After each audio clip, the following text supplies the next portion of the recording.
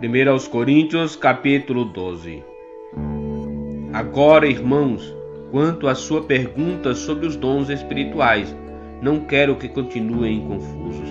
Vocês sabem que quando ainda eram pagãos, foram conduzidos pelo caminho errado e levados a adorar ídolos mudos. Por isso, quero que compreendam que ninguém que fala pelo Espírito de Deus amaldiçoa Jesus. E ninguém pode dizer que Jesus é Senhor a não ser pelo Espírito Santo. Existem tipos diferentes de dons espirituais, mas o mesmo Espírito é a fonte de todos eles. Existem tipos diferentes de serviço, mas o Senhor a quem servimos é o mesmo. Deus trabalha de maneiras diferentes, mas é o mesmo Deus que opera em todos nós. A cada um de nós é concedida a manifestação do Espírito para o benefício de todos.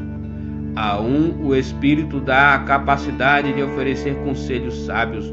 A outro, o mesmo Espírito dá uma mensagem de conhecimento especial. A um, o mesmo Espírito dá grande fé. A outro, o único Espírito concede o dom de curar. A um, ele dá poder de realizar milagres. A outro, a capacidade de profetizar.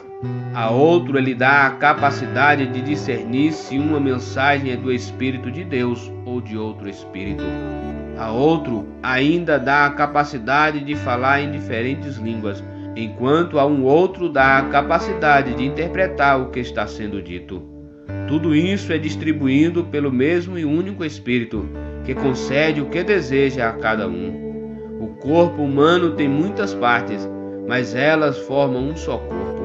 O mesmo acontece com relação a Cristo.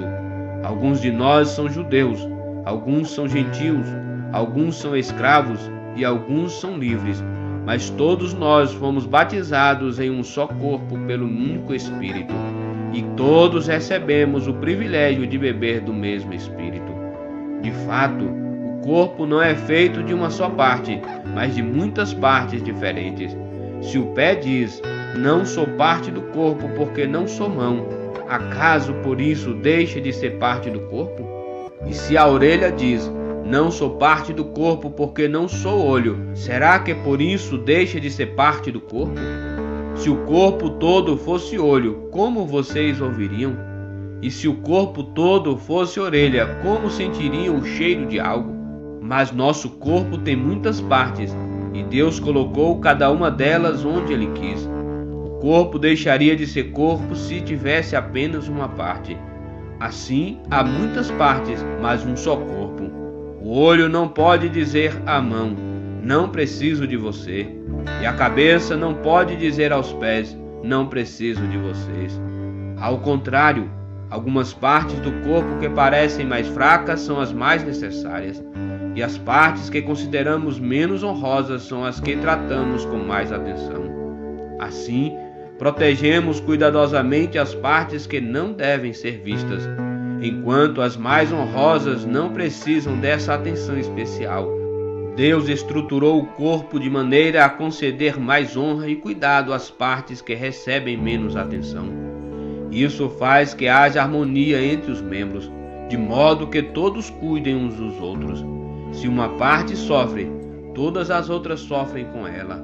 E se uma parte é honrada, todas as outras com ela se alegram. Juntos todos vocês são o corpo de Cristo, e cada um é uma parte dele. Deus estabeleceu para a igreja, em primeiro lugar, os apóstolos, em segundo, os profetas, em terceiro, os mestres, depois os que fazem milagres, os que têm o dom de cura, os que ajudam outros, os que têm o dom de liderança, os que falam em diferentes línguas. Somos todos apóstolos? Somos todos profetas? Somos todos mestres? Todos nós temos o poder de fazer milagres? Todos temos o dom de cura? Todos temos a capacidade de falar em diferentes línguas? Todos temos a capacidade de interpretar o que é dito? Portanto, desejem intensamente os dons mais úteis. Agora, porém, vou lhes mostrar um estilo de vida que separa os demais.